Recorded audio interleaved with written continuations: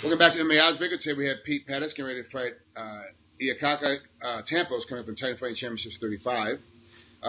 Pete trains with Lloyd Irvin out in Maryland and has only had 7 MMA fights, 5 are amateurs and 2 in his pro, but both easy wins for him for the most part. His last fight against Brandon Pennington was a TKO in the second round, and then won a decision, an easy unanimous decision against Dueling. In a 3-rounder. So you're obviously jumping in the perfect time in the MMA. This is not like, the old head guys that started, my Kung Fu is better than your karate, is better than your jiu-jitsu. Now it's every fighter is well-rounded. Every fighter has done everything that's possible to be exceptional at the sport. So you wrestled Division II for a year in wrestling, so you obviously have a great wrestling base. What else have you been training, diligently? What's the better part that you like to train with? Is it boxing that you get more fun with, or jiu-jitsu? I will say kickboxing, honestly. I enjoy boxing. I train with a few pro boxers down here in DC. But kickboxing's fun just because, in MMA, it's the closest stand-up thing that you can translate into MMA. You have your kicks, you have elbows, you have knees, you have whatever, pretty much punches also. So I will say kickboxing and Muay Thai has been the most fun, and just, developing it. I got into the point where I came from a wrestling background, and now I'm kickboxing with kickboxers, doing Muay Thai with Muay Thai fighters. I've been to Thailand. I fought overseas in Thailand as well. So I'm feeling comfortable wherever the fight goes at this point. Where did you fight in Thailand? It was at MBK Stadium. It was and it kind of looked like a Street Fighter type of thing. It was in the plaza of the MBK Mall.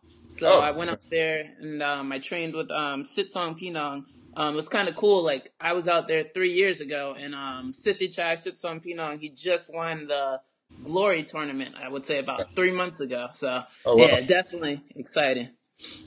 So you're obviously young. You're able to travel quite a bit. I mean, you can go anywhere. The MMA now is exploding. I mean, you can go to Florida. You can go to Vegas. You can go anywhere you want to train. Right now, you're staying kind of close to home where you're from originally. Is it because your relationship with Lloyd is so strong that you're like, I'm just going to stay put and I'm comfortable here? Or is it because you just walked into the first gym you walked into was Lloyd Irvin's gym and that's just kind of where you landed?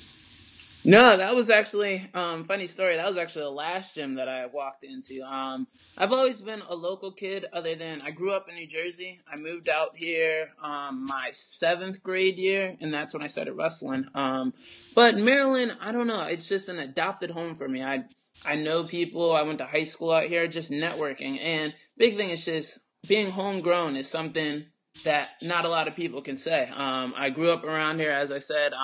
My whole fighting career has been around here. So I have my wrestling coach, my high school wrestling coach, the one who introduced me to wrestling, as well as all of my coaches know me from when I was still the same kid that walked into the MMA gym to the guy right now about to make his Titan FC debut. And that's a lot of things, I would say now in MMA, that's the one thing I see lacking is a lot of homegrown guys. You always see, oh, he moved his camp to American Top Team. Oh, he moved his team to Jackson's MMA. But at that point, they don't know who you are as a person. They don't know, how you are when you have to dig deep. They don't know your skill set, everything. There might be some things you hide from your coaches. There's things that my coaches know about me that I know that they know, but, it's just little things that when you're homegrown, there's a different type of relationship than if you're just, going to do a camp at American Top Team or doing a camp at Jackson's or something like that.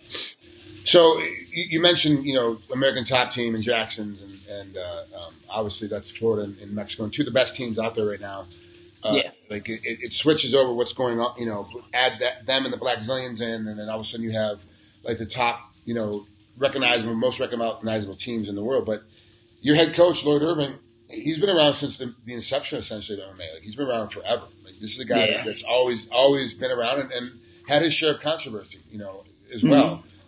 Due to association with his students being stupid and association with, with that kind of thing. How has he dealt with it? First, how has he dealt with it? As a coach, do you see it affect him as a coach when you walk in on Wednesday for a sparring session? I was thinking, oh crap, boys whooping our ass today because he's in a bad mood. Does it affect him at all? No. You know what? Honestly, I was around. I've originally started at an affiliate. I was at Crazy 88 Brazilian Jiu-Jitsu. I'm still there. I teach there.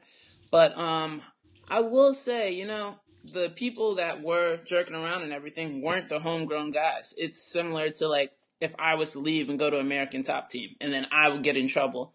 That's not American Top Team. That's Peter Petties. Yeah. It's like the guys that went out there and got in trouble actually weren't even there for longer than 2 months. But it's just bad to see that he's getting a lot of rep for what, at the same time, these guys are 20-year-olds, This is like, if they were to actually go to college, this is stuff that happens in college and people learn from it. But it's just, I'm not going to say it got blown out of proportion, but at this point in the jiu-jitsu community or in the MMA community, it's frowned upon more than if it was to happen at a college party or if it was to happen something like that. So how do you deal with it though? Because now you're associated with the team, you're associated with the program, and any bad light that comes onto the team or program comes directly onto you as well because you're one of the athletes, and like you said, you're homegrown. So now you're input. So how do you deal with any of that negative light that comes towards you?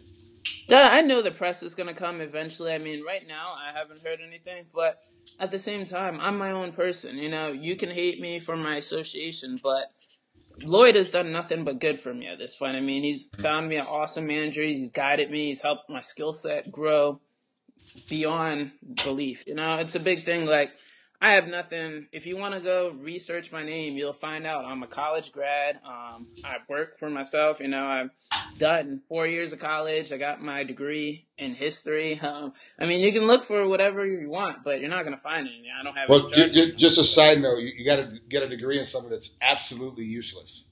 Yeah. What do you do with history? Like, come on, it's almost as bad as my degree. Like, I got a degree that's absolutely useless. It's like, I'm never going to use it. I'm never going to be around. It's just like, oh God, I did. I got a degree. I got a piece of paper, but I went a different direction. It's, the one thing that you look at for college graduates, especially in today's economy, it just proves that you can stick to something, start a task, and get the task done, because it's a series of tasks throughout the semester. It's a series of tasks throughout the year, then becomes a series of tasks throughout several years to get the degree. So it proves that you can accomplish something by going, I'm going to start this thing, I'm going to finish this thing, and that's what's going to happen. Yeah. So that helps with potential employers, but it doesn't help with potential promoters. Like, Titan Fighting Championships doesn't care if you have a degree or not. They don't care if you can stick through or not. All they care about is, can you entertain and make people want to watch the fight, either on Fight Pass, or do they want to watch your fight by buying a ticket, coming in and sitting in seats? So most of the folks, with only 2 fights, most people at home that are going to watch this interview have no idea who you are or what you've done. How do you entertain the fans? Are you a shit talker? Do you go out there and talk, and get after it? I mean, are you that type? Or are you a type that just does it inside the cage or ring and does it, by knocking guys out or submitting them very quickly? Or are you a guy that kind of plays the middle ground? Or none of that matters to you at this point? I would say, classifying me, I can be known as a shit talker, but I don't think it's shit talking if it's the truth. You know what I mean? Okay. My last fight against Brendan Pennington, I told him, I heard his corner screaming, "Throw your right leg kick." I told him not to do it because if he was going to do it, I was going to knock him out.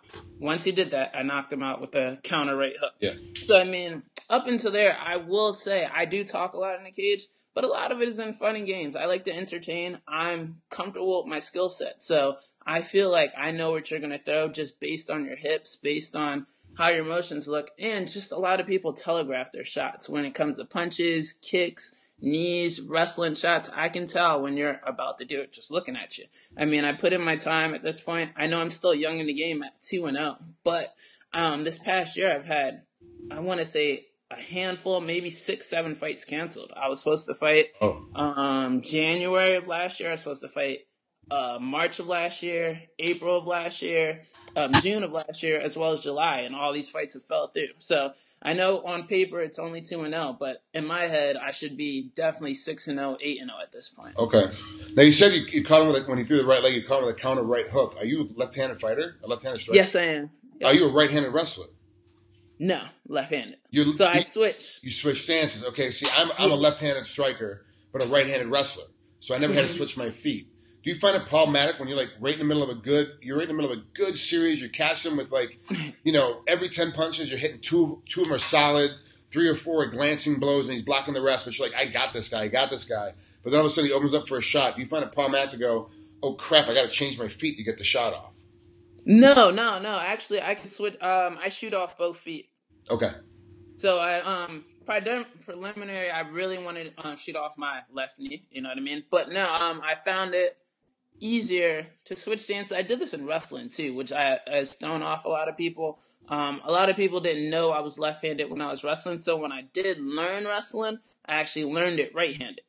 So my dominant side is my left side. So once I started realizing, oh, I'm shooting with the wrong leg, I was able to explode off both legs at this point. Okay, all right, that makes sense. It's actually a benefit because there's very few people that can wrestle off both legs. Yeah, and there's Kenny Monday's the only one that I can think of off the top of my head that can shoot off both legs. I mean, even the great John Smith and the amazing Cael Sanderson only shoot off on one leg. They shoot off the one leg. Kenny could in motion switch and shoot with both legs, and that was one of his best attributes. So it's very rare that a wrestler can shoot off both legs, but then be able to switch it and be able to strike from a dominant side is incredible. So I can't wait for this fight to happen. I'll be watching on a fight pad. I'll be paying attention. I'm really interested to see how this fight pans out. Peter, thanks for coming out here, man. Have a great rest of your training camp. Thank you for having me. It was awesome.